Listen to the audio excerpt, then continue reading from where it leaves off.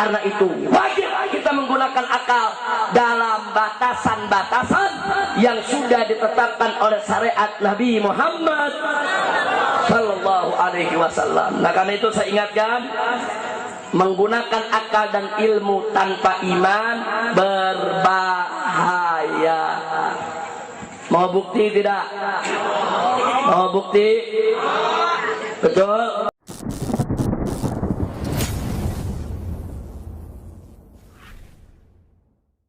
Nah langsung saja saya ingin menyampaikan apa yang insya Allah akan manfaat buat kita semua dalam rangka memperingati Isra dan Mi'raj Nabi Muhammad Sallallahu Alaihi Wasallam. Saudara, peristiwa Isra dan Mi'raj Nabi merupakan suatu peristiwa yang memang pada dasarnya sulit dicerna oleh akal manusia. Bahkan pada saat Nabi pulang dari Isra Mi'raj, kemudian menceritakan tentang pengalamannya, ada sebagian orang Islam yang lemah iman, mereka murtad kembali keluar dari Islam, saudara. Makanya Allah nyatakan dalam surat Al-Isra ayat 60, faqala ta'ala wa ma ja'alna ar-ru'ya allati araynaka illa fitnatan linnas. Dan tidaklah ya Muhammad kami jadikan ru'ya yang kami tunjukkan, kami perlihatkan kepadamu di malam Isra dan Mi'raj, illa melainkan fitnatan linnas, menjadi ujian buat umat manusia, khususnya menjadi ujian buat umat Islam yang masih lemah iman.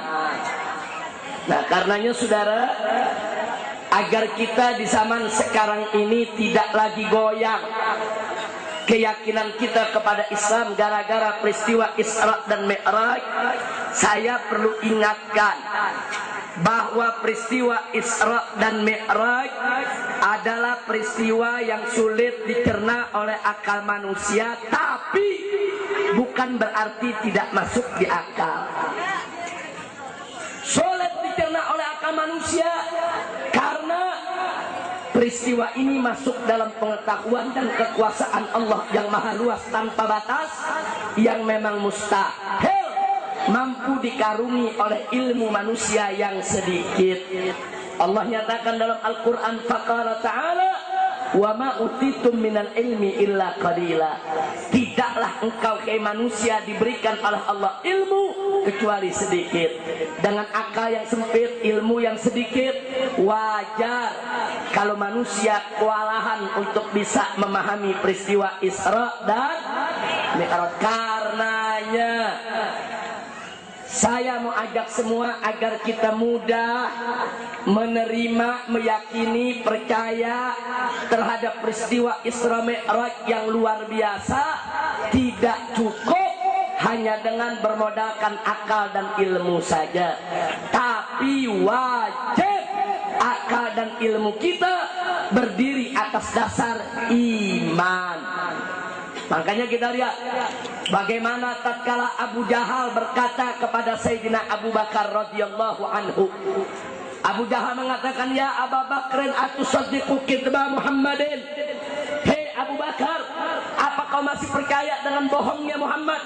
Akal sehat mana yang bisa terima perjalanan dari Mekah ke Palestina, dari Masjidil Haram ke Masjidil Aqsa ditempuh hanya dalam waktu sebagian malam? Nggak ada akal sehat yang bisa menerima itu. Hei Abu Bakar, kita sama tahu dari Mekah ini ke Palestina dengan menunggang unta saja itu membutuhkan waktu pulang pergi 1 bulan perjalanan. Jadi Abu Jahal mencoba memancing Abu Bakar untuk menggunakan logika, menggunakan akal. Coba dong ya Abu Bakar, masa sih kita bisa percaya dengan cerita yang tidak masuk akal ini? Lalu apa jawab Abu Bakar, saudara? Sayyidina Abu Bakar radhiyallahu ta'ala anhu menjawab,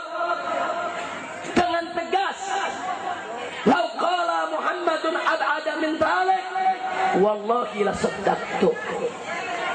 Andai kata Nabi Muhammad itu bercerita lebih hebat, lebih dahsyat daripada peristiwa Isra dan Mi'raj, demi Allah la saddaqtu, niscaya pasti aku akan percaya dan membenarkannya. Alhamdulillah. Jadi sekarang saudara perhatikan jawaban Abu Bakar Siddiq. Beliau jawab bukan hanya sekedar dengan akal dan ilmu, tapi beliau jawab dengan iman. Abu Bakar nggak peduli. Jangankan peristiwa Isra dan Mi'raj, andai kata ada peristiwa lebih hebat dari Isra dan Mi'raj, selama Nabi yang bercerita, selama Nabi yang menyampaikan, kata Abu Bakar Siddiq, demi Allah pasti aku akan percaya dan membenarkannya. Alhamdulillah. Jadi Sayyidina Abu Bakar radhiyallahu ta'ala anhu menjawab tantangan Abu Jahal dengan iman. Sayyidina Abu Bakar nggak peduli. Jangankan Isra Mi'raj yang lebih hebat dari Isra Mi'raj, selama Nabi yang cerita, pasti aku akan percaya dan aku akan membenarkannya. Itulah karenanya Sayyidina Abu Bakar dijuluki dengan julukan As-Siddiq. Apa arti As-Siddiq?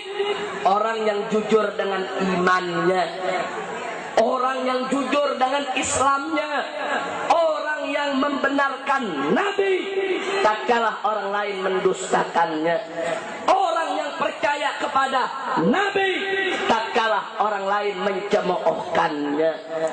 Nah, saudara, pelajaran yang ingin saya sampaikan di sini, perhatikan baik-baik. Sayyidina Abu Bakar Siddiq radhiyallahu ta'ala anhu mengajarkan kepada kita untuk bisa menerima kebenaran peristiwa Isra dan Mi'raj. Tidak cukup hanya dengan akal dan ilmu saja, tapi harus dengan iman. Iman mampu menjawab yang gak mampu dijawab oleh akal. Iman mampu untuk menerima dengan segera yang sulit masih diterima oleh akal. Iman mampu untuk melakukan keajaiban yang gak mampu untuk dilakukan oleh akal, saudara. Iman.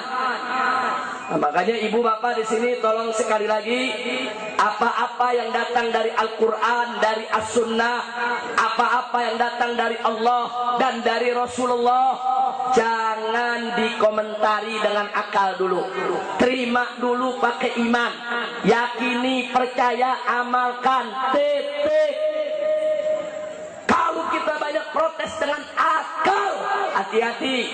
Berapa banyak orang tergelincir karena tak mampu untuk menggunakan akalnya.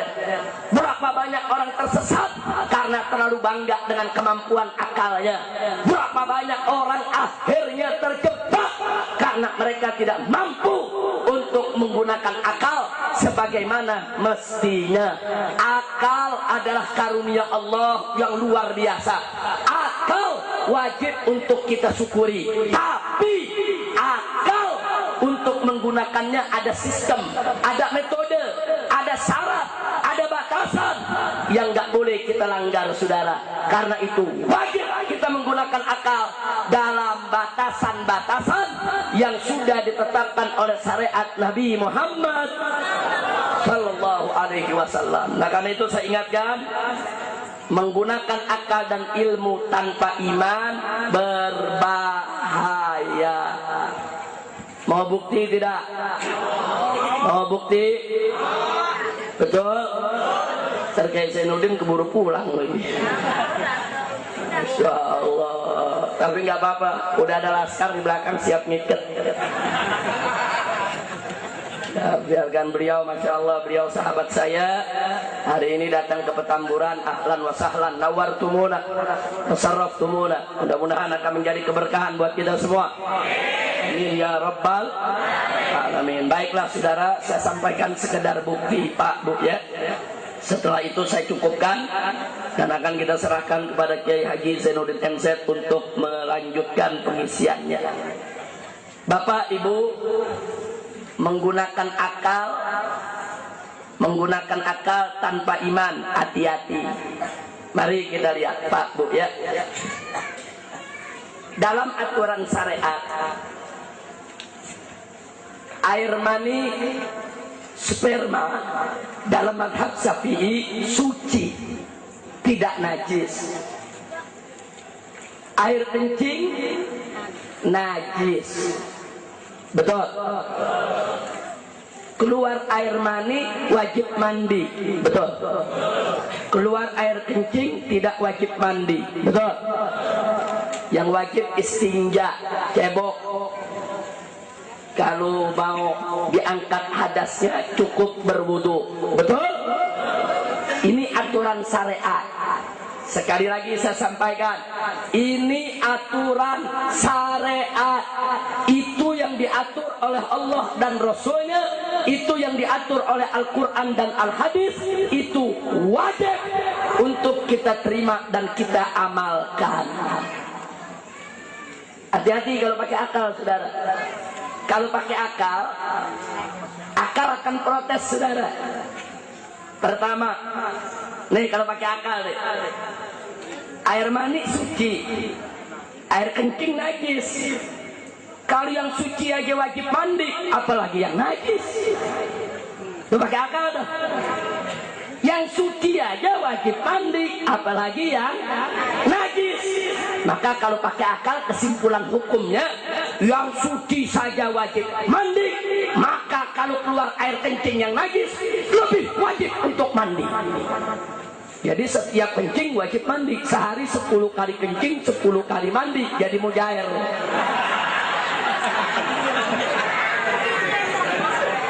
Betul. Tapi begitu kalau pakai akal, saudara. Itu pakai akal. Atau kita balik. Nih pakai akal nih. Yang najis saja kencing nggak wajib mandi. Apalagi yang suci. Kesimpulan hukumnya pakai akal. Kalau yang najis saja kencing nggak wajib mandi, maka keluar mandi lebih tidak wajib mandi. Jadi setiap keluar mandi nggak usah mandi, ngepet-ngepet. Ya Allah, itu kalau pakai akal. Coba lihat kalau pakai akal, coba lihat saudara, begitu kan? Pakai akal. Tapi syariat nggak mau begitu. Syariat ngatur keluar air mani yang suci wajib mandi, keluar air kencing yang najis tidak wajib mandi. Titik aturan syariat. Terima dulu pakai iman. Ya Allah, amanna billah wa bima jaa anillah ala muradillah. Amanna bi Rasulillah wa bima jaa an Rasulillah ala muradi Rasulillah. Amanna bis syariah wa saddaqna bis syariah. Pokoknya kita beriman kepada Allah, kita beriman kepada Rasul, kita beriman kepada apa yang datang dari Allah dan Rasul, kita percaya kepada syariat. Titik. Terima dulu pakai iman. Jangan protes pakai akal dulu. Terima. Habis terima, baru akal kita boleh nanya, tapi kenapa ya? Kok yang najis keluar tidak wajib mandi, yang suci wajib mandi? Boleh kita tanya. Lalu bagaimana jawabnya? Jawab pakai ilmu, saudara. Iman, akal, dan ilmu. Nah, begitu pakai ilmu apa jawabannya, saudara? Oh iya ya. Kalau kencing sehari semalam kan bisa berkali-kali. Yang normal bisa 5-6 kali. Kalau beser lebih. Iya ya. Coba kalau diwajibin mandi sama Allah, alangkan susahnya hidup ini.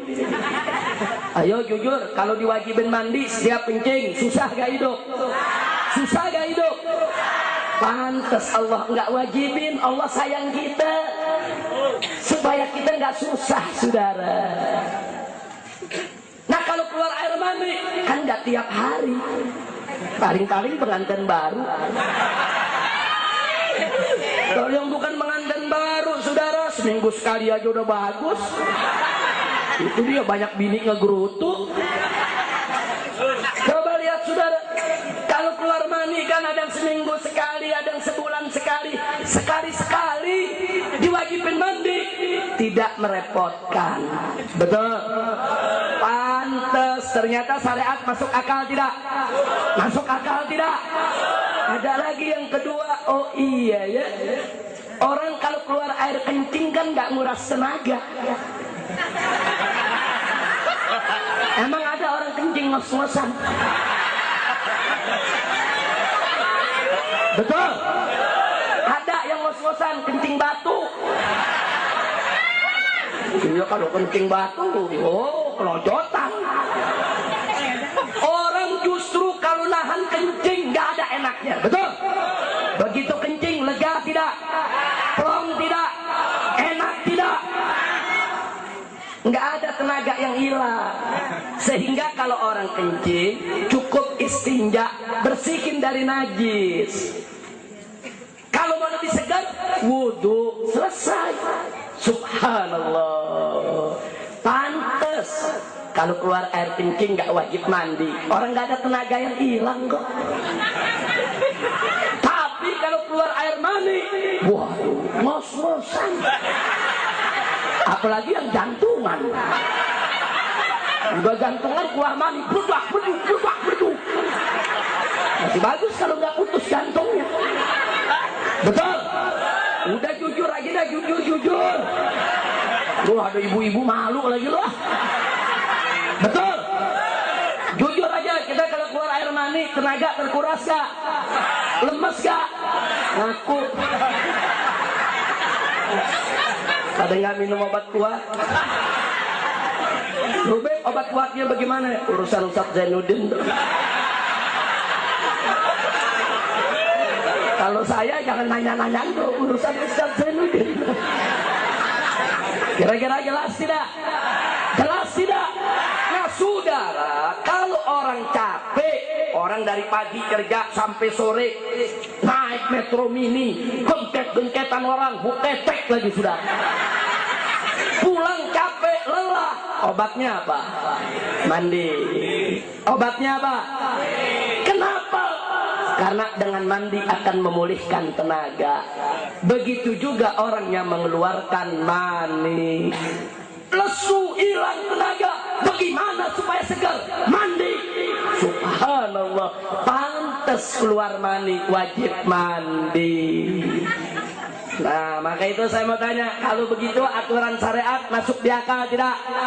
Masuk di akal tidak? Alhamdulillah. Jadi jangan main akal-akalan dulu, terima dulu pakai iman. Ini aturan Allah, terima, saya beriman, saya percaya. Aturan Allah pasti benar. Setelah itu akal boleh nanya, nggak apa-apa, silakan tanya. Kenapa keluar yang najis tidak wajib mandi?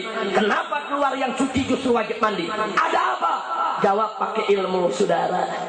Akal dan ilmu yang diikat dengan iman, dia akan melakukan cara berpikir yang benar.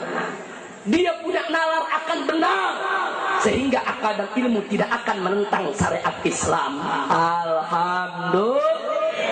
Kira-kira jelas tidak? Jelas tidak?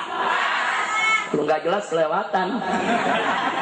Masya Allah. Baik, satu lagi supaya lebih jelas. Saya mau tanya, sholat 5 waktu wajib tidak? Puasa Ramadan wajib tidak? Yakin? Percaya? Baik, dalam urutan rukun Islam, puasa dulu atau sholat dulu? Jadi kalau begitu mana lebih wajib, puasa atau sholat? Puasa atau sholat? Betul?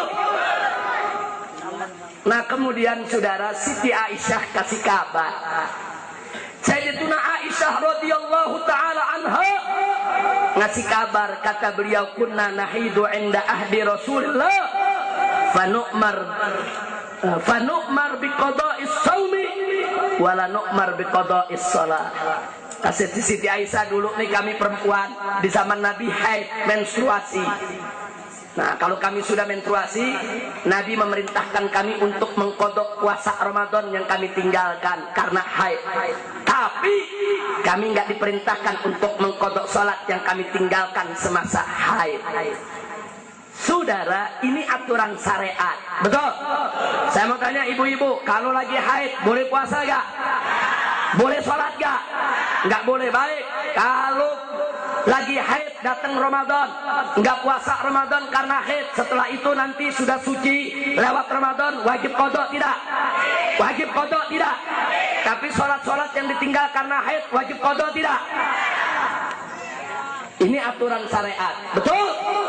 Terima dulu pakai iman. Terima, jangan main akal-akalan. Kalau main akal-akalan, akal protes, saudara. Sholat saja yang lebih wajib daripada puasa nggak perlu dikodok, apalagi puasa. Nggak perlu kodok puasa, pakai akal. Sholat aja lebih wajib dari puasa, nggak perlu dikodok, apalagi puasa yang tidak lebih wajib dari sholat. Kesimpulannya, puasa tidak perlu dikodok.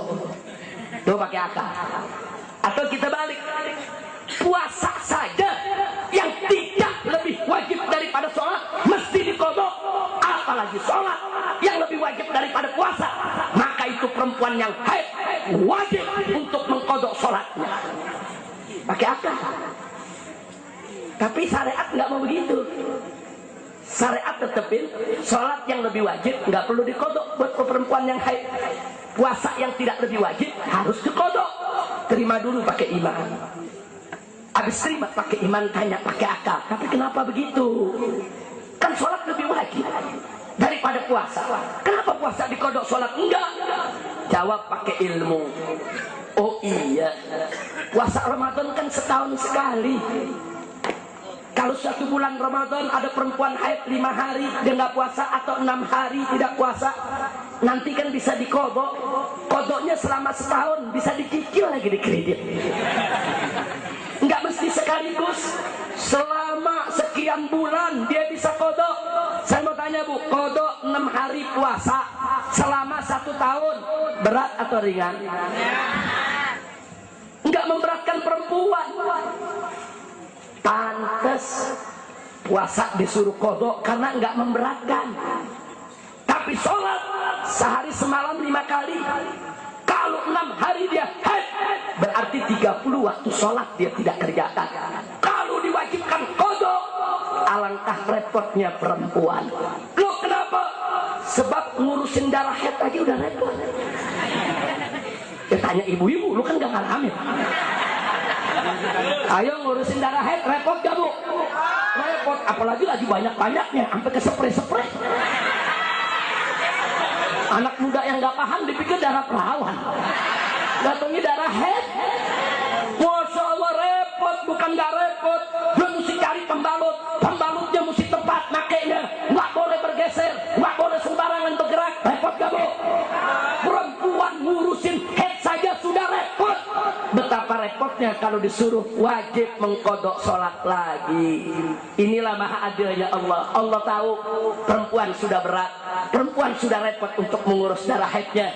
Enggak mau Allah berikan beban lagi. Tidak perlu dia mengkodok sholatnya yang ditinggalkan selama haid. Adil tidak Allah? Adil tidak Allah? Kalau begitu syariat Islam masuk di akal tidak?